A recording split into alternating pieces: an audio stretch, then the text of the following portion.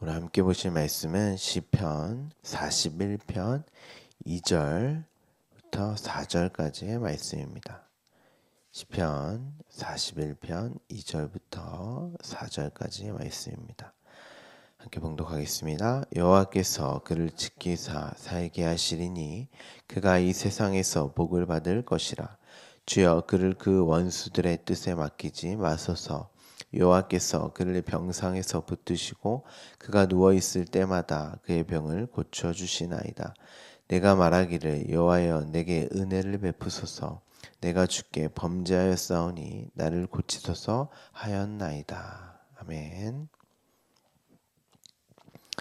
계속해서 시편 41편을 함께 나누도록 하겠습니다. 지난 시간 가난한 자를 보살피는 자에게 복이 있으며, 이 구절이 히브리어 그리고 헬라어 이제 70인역에서는 복 있는 자여. 그런데 어떤 복이냐 하면 생각하는 지혜가 된 분별 있는 이해하는 이렇게 되어 있습니다. 이해하다는 게 이제 영어로는 이제 understand잖아요. 그러니까 똑바로 서 있어서 그것이 뭔지를 그 똑바로 서 있는 상태, 밑에 서 있는 그 상태, 그걸 지혜 있다 그러고 그걸 분별이 있다 이렇게 이야기합니다. 그 자가 이제 복이 있다 이렇게 되어 있습니다. 앞서 40편에서 다윗이 내 발을 반석 위에 두사 이 말이에요. 똑바로 서 있다.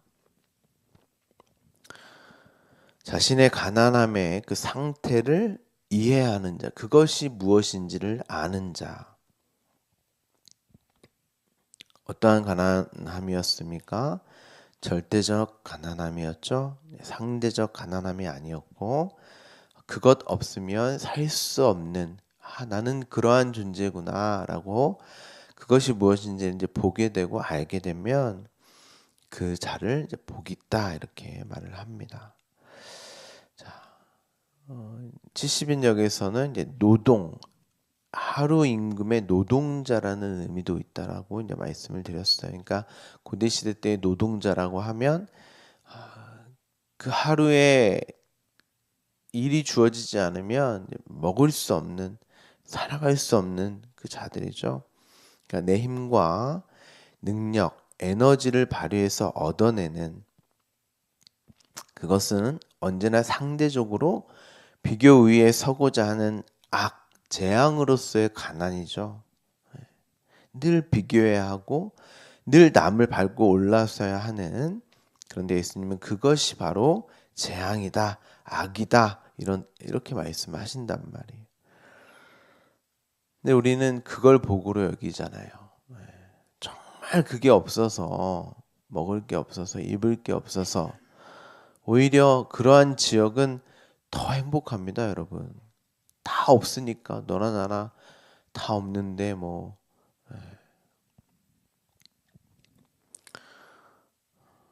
너가 지금 어떠한 상태, 어떠한 존재인지를 모르는구나. 그 포도밭 품꾼의 비유였죠. 넌 내 은혜가 아니었으면 죽을 수밖에 없는, 먹을 것이 없어서 죽음을 기다려야 하는 그 사르밧 과부의 그 상태. 그것이 무엇인지, 너가 어떠한 존재이며 지금 어떠한 상태에 있는지 비추어 알지 못하는구나. 그럼 그게 악이다. 그게 재앙이야. 이렇게 말씀하신단 말이에요. 그러니까 이제 사르밧 과부가 그 마지막 양식임을 알아요. 이것 먹으면 이제 죽음으로 들어간다는 걸 안단 말이에요.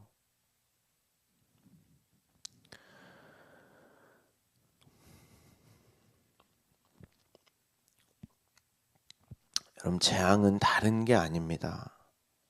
이 땅에서 얼마나 못 먹고 못 입는 그 정도가 아닙니다. 그래서 그것을 알지 못하는 품꾼들이 하나님과 하나님의 약속, 그 약속을 성취함에 대하여 악하다라고 여기는 거예요. 그들은 그 약속에 관심이 없어요. 아니, 그게 뭔지도 몰라요. 그래서 예수님이 그것은 하나님이 이끄셔야 내 아버지께 듣고 배운 사람만 나에게 온다 이렇게 말씀하셨던 것입니다. 다른 게 복이 아닙니다. 하나님과 하나님의 그 약속, 그 성취가 무엇인지를 내가 누구인지를 알아서 그 생명이 주어짐이 무엇인지를 알게 되면 그걸 복이라고 한단 말이에요. 그걸 알게 하는 여러분의 인생 자체가 복이에요. 이 말씀을 통한 가르침, 그 진리의 말씀에 똑바로 서서 그것이 무엇인지 이해하지 못하면 그럼 재앙이 되는 거죠. 거기서 출애굽, 어린 양의 핏값으로, 이게 은혜잖아요. 이게 진리, 복음입니다. 그렇죠? 구원하실 것이다. 구출하실 것이다. 그 세상, 그러니까 애굽이라고 하는 이제 바벨이라고도 하는 그 세상은 앞서 그 가난함이죠. 절대적 가난함이 아니라 상대적 가난함으로 수고하고 무거운 짐을 지고 살 수밖에 없는 그런 경쟁에 의해 서고자 하는, 도대체 그게 뭔데 그걸로 괴로워하고 힘드냔 말이에요.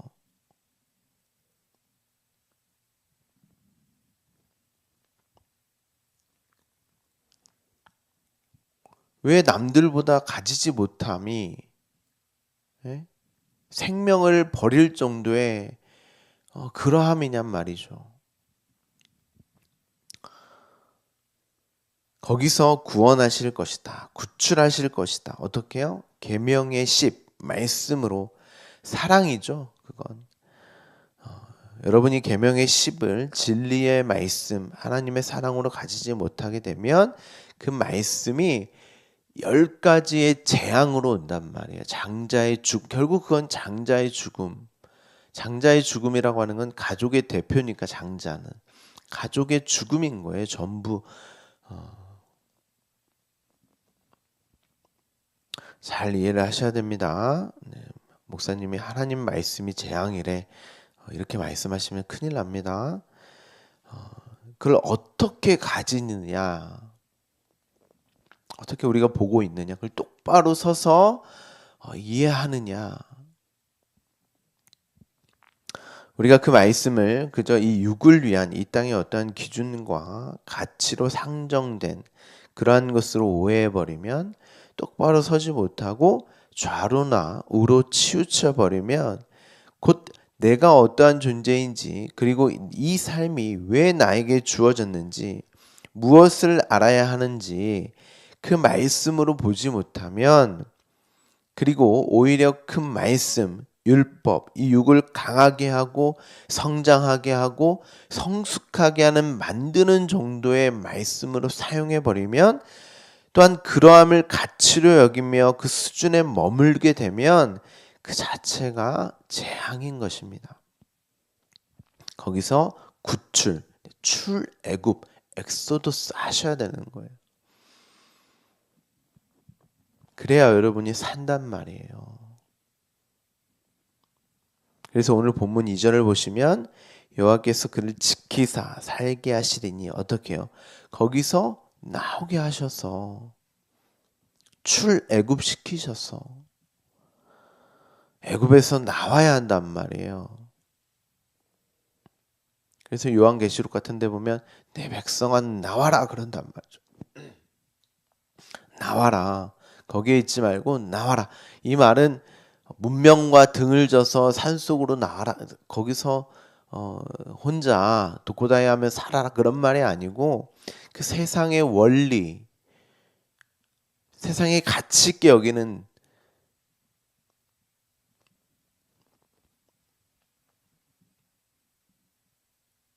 여러분이 그 마음과 그런 시선과 그러한 것들이 바뀌어야 되는 거예요. 세상의 실체를 보셔야 되는 거죠. 그게 하나님이 지키시고 살게 하시는 거예요. 근데 결국 성도는 바벨, 애굽에서 죽는단 말이에요. 그러니까 죽는다는 게 죽음이 나오는 거죠. 죽는다는 게 단순히 육의 죽음을 말하는 게 아니라 여기는 생명이 있는 것이 아니구나. 살 수 있는 것이 아니구나. 우리가 나라는 하나님의 백성 자녀 아들은 이 세상의 원리와 가치로 사는 게 아니구나. 그게 죽는 거예요.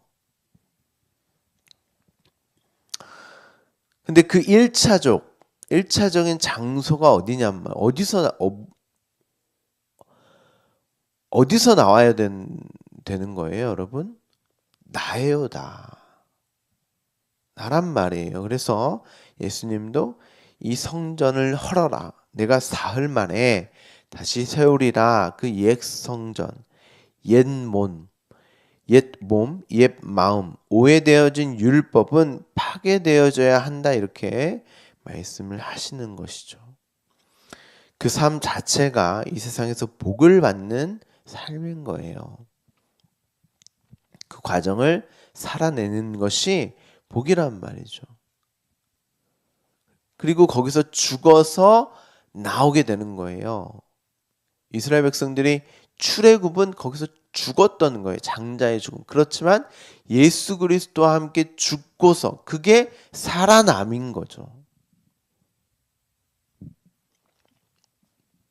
그리고 반드시 그 시험을 통과해야 합니다. 광야 40년 페이라스모스의 시험을 통과해야 되는 거죠.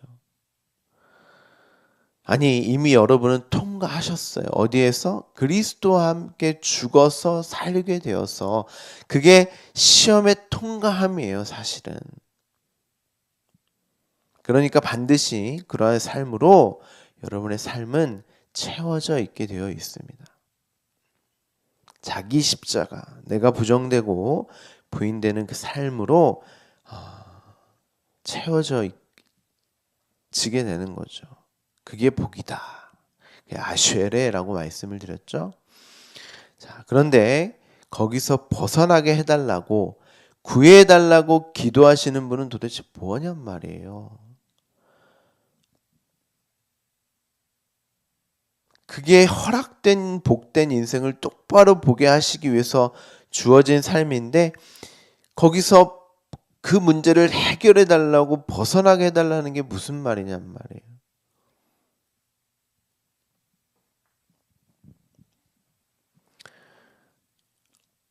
여러분은 거기서 벗어나는 게 아니라 거기서 죽어야 된다니까요. 그리고 그게 살아남을 똑바로 보셔야 되는 거예요.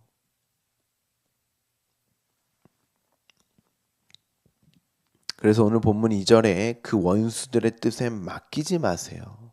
그 원수는 거기서 벗어나게 해달라고, 거기서 그 문제, 세상의 문제를 해결하게 해달라고. 이미 벗어났단 말이에요, 여러분들은. 그 원수들의 뜻에, 나의 뜻에 맡기지 마세요. 결국 우리의 뜻은 뭐예요? 결국 애굽으로 돌려보내주세요. 이런단 말이죠. 결국 우리의 뜻은.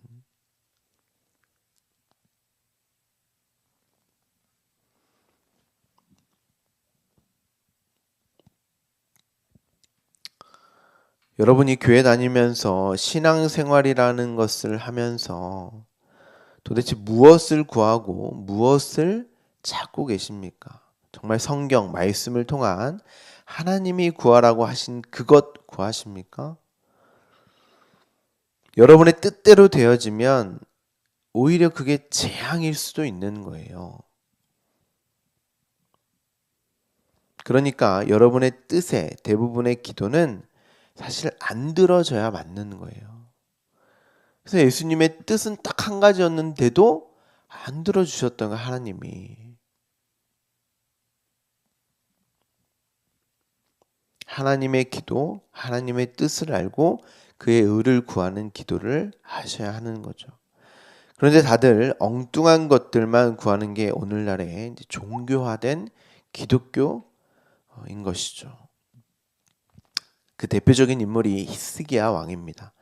그런데 여러분들이 성경을 읽어보시면 아시겠지만 히스기야는 성전을 정화하고 성전을 정비하며 유월절을 지켰던 이스라엘을 개혁했던 왕입니다. 그리고 아수르가 예루살렘을 위협했을 때 선지자 이사야와 더불어 하나님께 기도하여 구원을 경험했던 사람이기도 해요. 하나님도 그를 보시기에 선과 정의와 진실함으로 행하였다 이렇게 말씀을 하세요. 그런데 여러분이 잘 이해를 하셔야 합니다. 하나님의 이러한 평가가 어떠한 의미를 담고 있는가? 여기서 말하는 하나님이 그를 보시기에 선과 정의와 진실함으로 행한 그 일을 그가 행한 어떤 윤리와 도덕적인 잣대,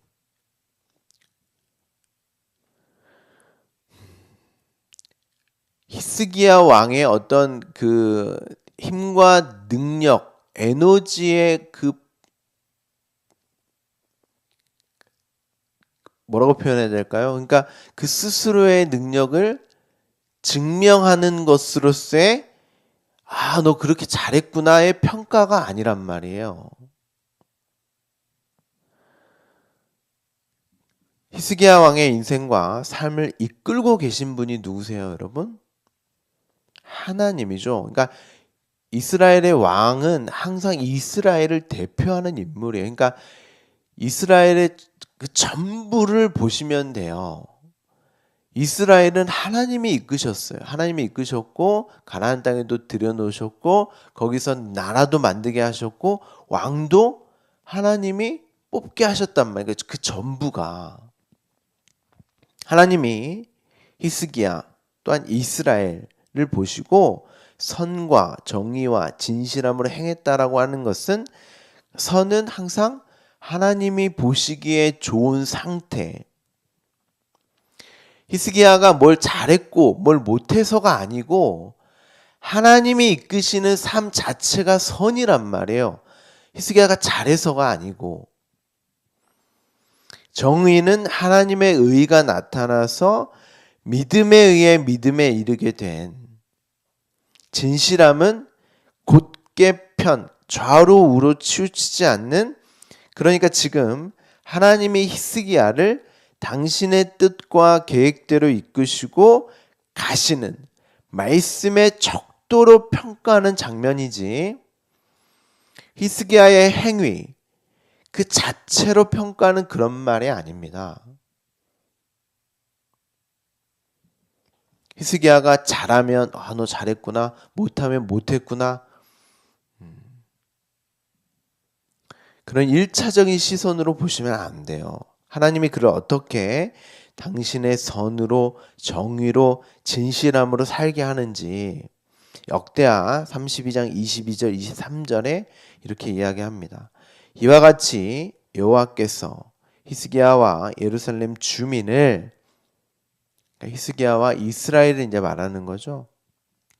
아수르 왕 사네립의 손과 모든 적국의 손에서 구원하여 내사 사면으로 보호하심에 여러 사람이 예물을 가지고 예루살렘에 와서 여호와께 드리고 또 보물을 유다 왕 히스기야에게 드린지라. 이후부터 히스기야가 모든 나라의 눈에 존귀하게 되었더라. 자, 지금 성전을 다시 세우고 유월절을 지키는 그러한 개혁을 했던 또 아수르의 사네립까지도 이사야와 기도로 물리쳤던 그러니까 우리가 생각했을 때 지금 믿음, 신앙의 정점이잖아요.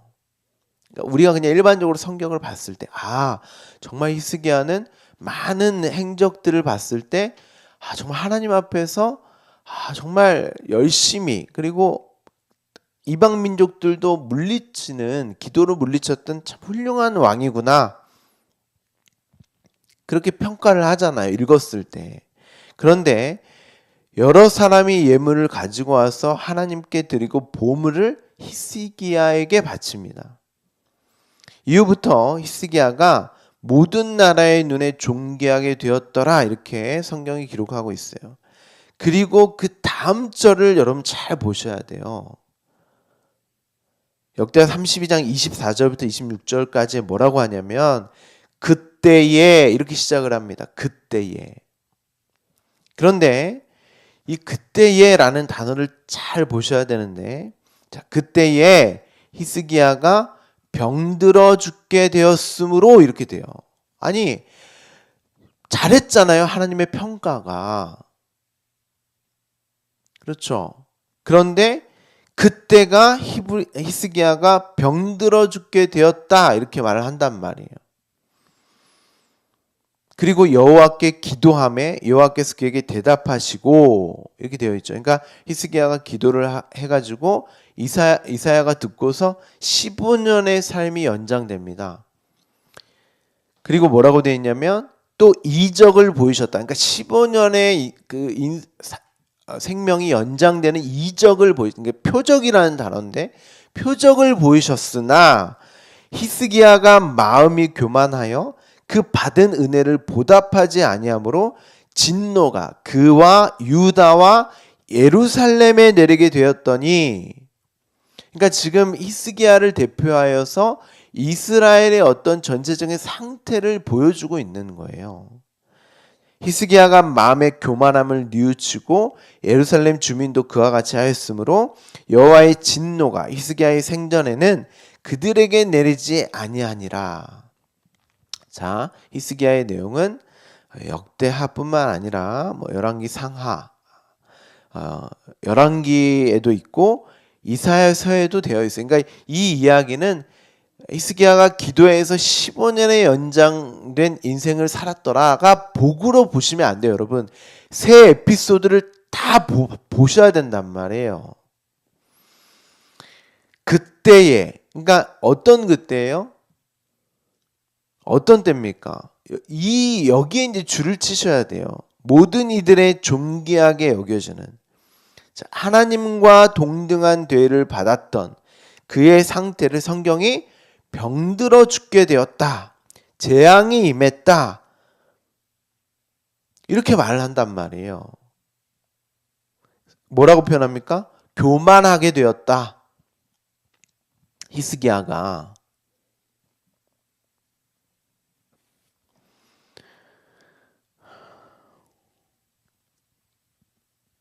그가 죽게 되어서 여호와께 기도를 하니 이사야를 통해서 15년을 더 사는 이적을 보이십니다. 그런데 중요한 것은 항상 왕은 이스라엘 전체를 대표하는 인물로서 예루살렘에게도 이 질병, 이 상태가 재앙이 내리게 되었다, 이렇게 되어 있고, 마음의 교만함, 이게 재앙의 날이란 말이죠. 15년의 인생을 더 살게 하셨어요. 이적, 표적을 담아서 살게 하셨어요. 표적은 나타나는 그 현상의 목적이 있는 게 아니라, 근데 우리는 그거 구하죠. 조금만 인생을 더 살게 하는, 그게 복받았구나, 그런 말이 아니고, 나타나는 현상이 아니라 그것이 무엇을 가리키냐는 것이란 말이죠. 근데 대부분 나타나는 현상에 목을 매잖아요. 그럼 그 말씀은 재앙이란 말이에요. 또한 그 말씀을 어떻게 가지고 보고 알게 가는 그 삶 자체가,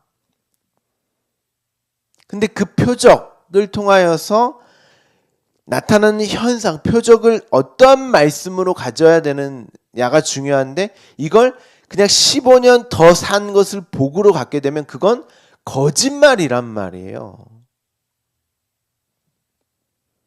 진리를 보라고 주신 그 말씀, 이건 단순히 죽은 자가 살아나고 병든 자가 고침을 받고 이런 이적, 기적을 말하는 것이 아니라 여러분의 이성과 감각을 통한 암과 경험을 모두 포함한 것이 다 표적이에요. 여러분의 인생에 사소한 것들 있죠? 인간관계, 지금에 주어진 삶이 다 표적, 이적이란 말이에요.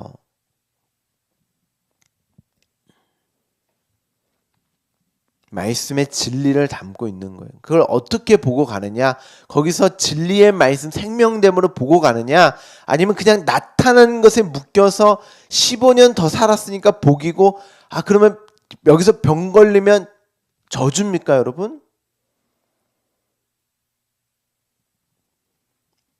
이 표적, 이적을 마음에 교만했다는 것은 그렇게 생명으로 주어지는 그 자리에서 벗어나서 말씀을 자신의 존재됨, 힘과 능력, 에너지로 삼아서 자신을 자랑하게 되어버리면, 히스기야가 하나님께도 물건이 바쳐주고 예물 되어주고 사람들이 나에게도 바치니까 내가 하나님의 동등한 자리에 있는 줄 알고 착각했단 말이에요. 어떻게 알 수 있어요?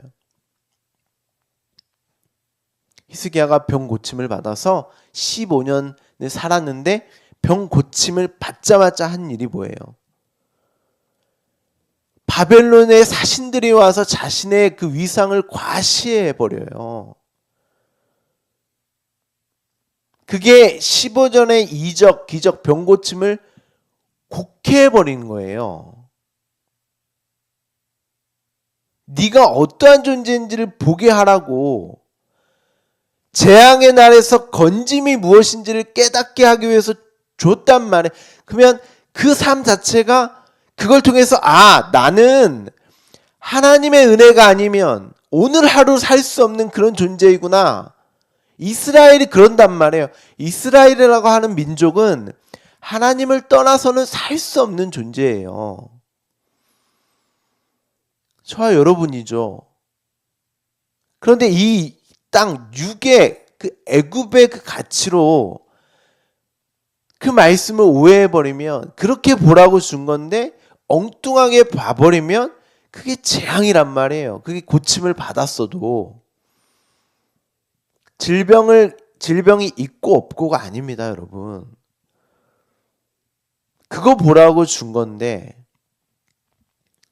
자, 그러면서 히스기야가 질병의 고침을 받아서 뭐라고 합니까? 내가 여호와의 전 성전에 올라갈 징조가 무엇이냐 하였더냐 하고, 곧 이어서 병 고침을 받자마자 바벨론에서 온 사자들에게 자신의 보물 창고를 보여주면서 자신의 소유, 힘, 능력을 자랑한단 말이에요.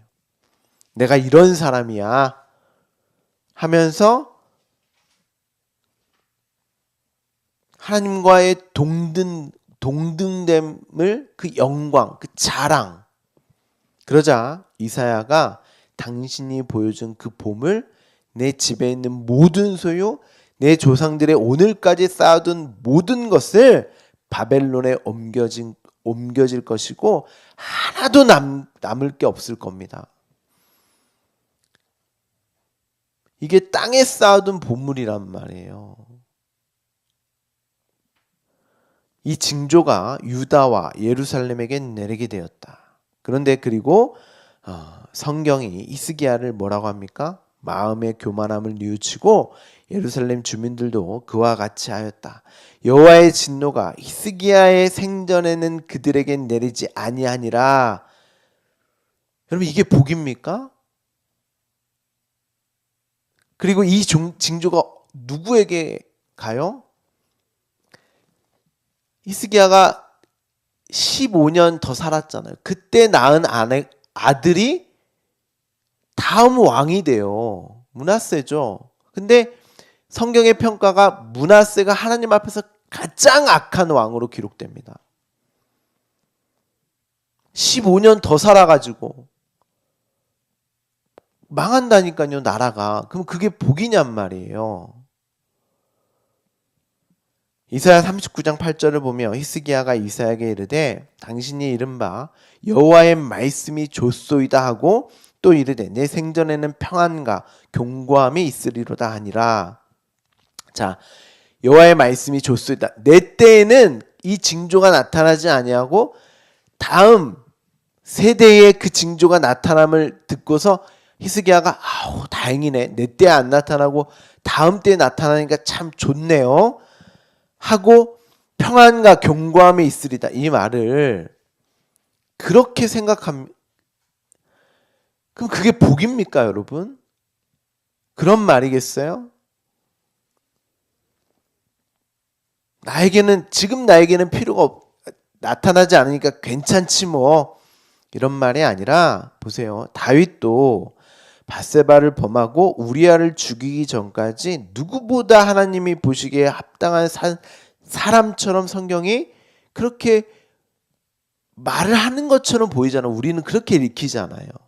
그런데 그때에 신앙의 절정, 믿음의 절정이 그때에 하나님이 오히려 역으로 그의 실체를 폭로해 버리신단 말이에요. 진흙탕 물이 잔잔할 때는 맑은 물처럼 보이지만 그게 깨끗한 게 아니란 말이에요. 하나님은 그의 실체, 가라앉은 진흙을 휘저어 버리세요. 그때에 히스기야도 마찬가지입니다. 너가 정말 나를 위해서 그렇게 종교를 개혁하고 유월절을 지키고 성전에 일을 한 거야? 아니잖아. 사람들의 가치 있게 여기는 존경, 영광, 명예, 보물을 가져오니까 하나님의 동등됨으로 너의 실체는 이렇잖아.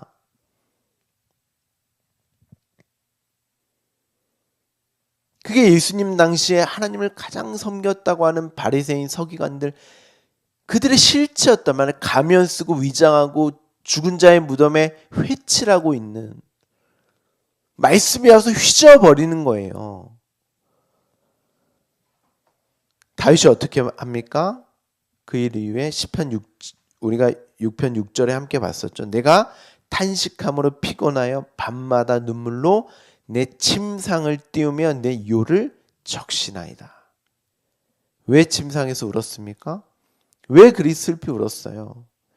이 자리가 침상이라고 하는 건 하나님과 그 신랑과 연합하여, 어떻게 연합해요? 나는 당신으로만 존재하고 살아갈 수 있습니다라고 하는 자기 부정의 상태일 때만, 완전한 부정의 상태일 때만, 내가 없음이고 티끌의 상태일 때만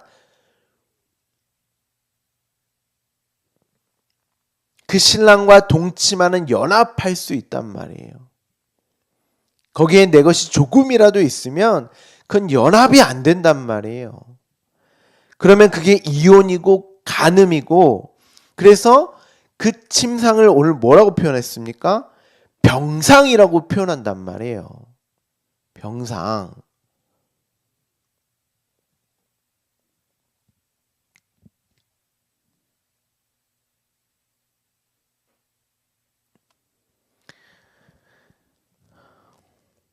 다윗은 그 자리가 신랑과 이혼한 자신의 간음의 상태를, 죽은 자의, 신랑과 연합하지 못하면 죽은 자잖아요. 그 자체가. 그러니까 병상이죠. 여러분, 질병은 무슨 내용을 담고 있어요? 표적을 담고 있습니까?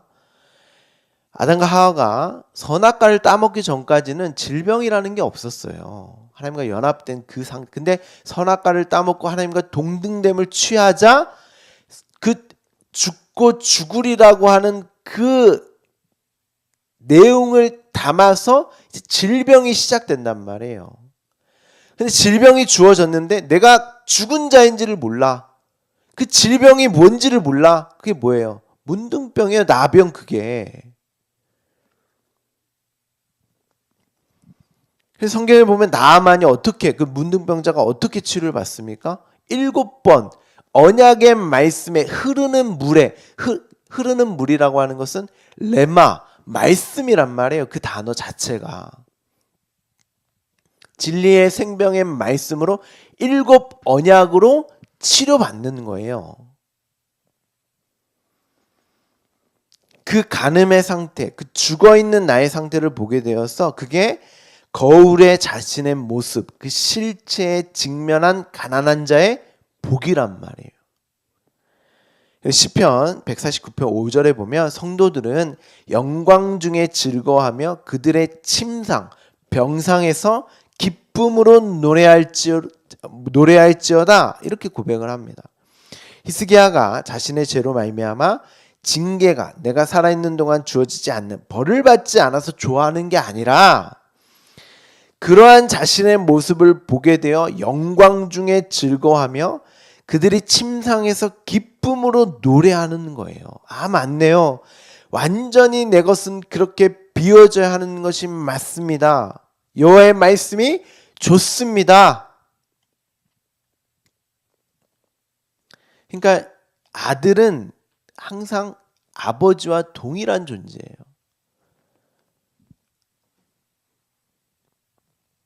그리고 완전히 나라가 므낫세 우상 숭배의 절정으로 이르게 된단 말이에요. 하나님이 그렇게 만드시는 자신의 삶을 선과 정의와 진실함에 행해지는 생명으로 여기는 한 줌의 양식까지도 빼앗겨야 함을 자신의 뜻이 아니라 하나님의 뜻이 이루어지는 그 삶을 노래하는 거예요.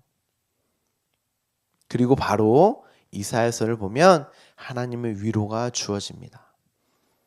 보세요. 15년을 더 살아가지고 난 그 아들 므낫세가 앞서 제가 말씀드렸지만 가장 악을 행한 왕으로 기록이 됩니다. 그러니까 히스기야가 그 상태였다는 거예요. 근데 히스기야는 그걸 통해서 자신을 봤다는 거예요. 나는 그런 존재입니다, 하나님. 그래서 하나님의 도우심이 필요합니다. 다윗도 마찬가지예요. 여러분이 성경을 읽을 때 어떤 왕은 선한 왕, 어떤 왕은 악한 왕, 그걸 평가하는 게 아니라 그 인생 속에서 내가 누군지를 보느냐, 내가 어떠한 존재를 보느냐. 여러분, 질병을 치료받아 더 오래 살아서 좋은 게 뭐가 있어요? 히스기야 왕에게 한 가지만 말해보세요. 저에게 아무것도 없어요. 기도했더니 15년 생명 연장된 게 여러분 복입니까? 오히려 만약에 이 히스기야가 이걸 몰랐다면 재앙이에요. 오히려 이게 성경이 그런 복을 말하는 게 아닙니다. 오늘 보면 3절에 그를 병상에서 붙드시고 그가 누워있을 때마다 그의 병을 고쳐주시나이다. 진짜 병고침은 이 육의 병이 아니라 그 질병을 통한 그 선악과에 따먹는 그 죽음에 직면한 나를 보게 되어서 아, 맞습니다. 나는 죽어있는 자, 질병에 걸려있는 자, 그 자가 맞네요. 하나님 도우심이 필요합니다. 그 표적을 보셔야 된다면 그 담겨져 있는 그 내용을. 병을 고쳤다는 것은 그 사망의 징조에서 구원받는 진짜 생명을 갖게 되는 표적이란 말이에요. 그래서 4절에 내게 은혜를 베푸소서 내가 주께 범죄하였나이다. 하나님께 범죄하면 죽는 거죠. 그러한 죽음의 상태에서 나를 구해주세요. 건져주세요. 그것이 가난한 자, 나를 보살피는 그것이 무엇인지를 보게 되어 알게 되는, 생각하게 되는, 말씀에 비추어 진짜 죽음을 보게 되어 그걸 표적으로 갖게 되어서 재앙의 날에서 구원을 받는 복의 인생을 말하고 있는 것이죠. 여러분, 여러분의 인생을 재앙의 날로 보십니까? 아니면 말씀을 통한 구원의 그 생명됨으로 보고 가고 계십니까? 내 모습이 진짜 나의 모습이 드러나게 되고 어둠으로 죽은 자의 모습으로 드러나게 되어 진짜 하나님의 그 도움 생명이 아니면 큰일이구나 하고 그러한 삶으로 보고 가고 계십니까? 여러분이 40년 동안 그 시험 치르게 될 거예요. 근데 그 말씀이 있는 자들은 그걸 이긴 자, 승리자의 삶으로 생명으로 보고 가게 될 것이고, 아닌 자들은 여기서도 재앙의 삶을 살다가 평생을 그렇게 살다가 결국엔 하나님과 멀어지는, 지옥은 다른 게 아닙니다. 하나님과 연합하지 못하면 그 삶 자체가 지옥이고 우리가 죽어서도 가는 그 지옥도 마찬가지예요. 성령의 불. 우리는 성령의 불이 생명이지만 하나님과 연합되지 못하는 자는 나를 타들어가게 하는 고통이란 말이죠. 단순히 여기서 더 살게 해달라고 문제를 해결하고 성공과 번영을 복음으로 여기며 그것을 말씀으로 보고 계십니까? 오늘의 삶에 진지하셔야 돼요. 생명이 말씀에 있습니다. 그리고 그 말씀만으로 여러분의 삶, 복된 삶으로 여기며 보고 가시는 재앙의 날이 아니라 지금 나에게 어떠한 상황과 환경이 주어질지라도 그것을 생명으로 똑바로 서서 그 기둥의 언약의 기둥에 똑바로 서서 그것을 예수 그리스도로 사는 그 아들의 삶으로 보고 가는 여러분이 되기를, 그런 삶이 매 순간 되어지기를 간절히 소망합니다. 기도하겠습니다.